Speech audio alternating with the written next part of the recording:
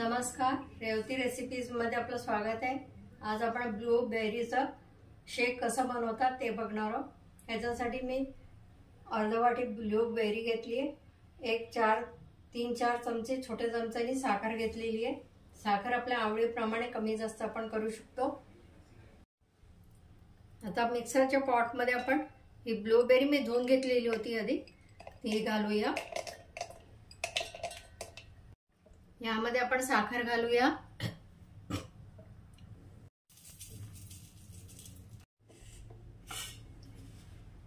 आता मिक्सर मधून मी हे फिरवून घेतलं होतं आधी। आता याच्यामध्ये मी 1 कपभर दूध घालते।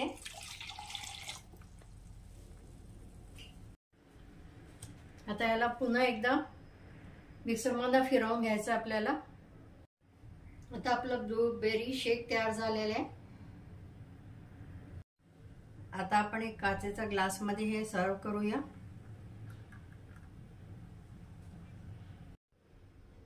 आता ह्याच्यावर आईस्क्रीम टाकूया।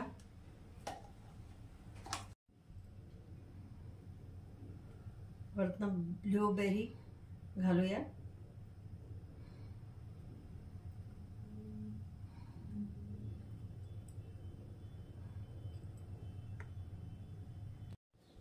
असं आपलं ब्लूबेरी शेक तयार झालंय। तुम्ही नक्की करा। तुम्हाला आवडल्यास लाईक करा, चॅनलला सबस्क्राइब करा, व्हॉट्सअप आणि फेसबुकवर शेअर करा।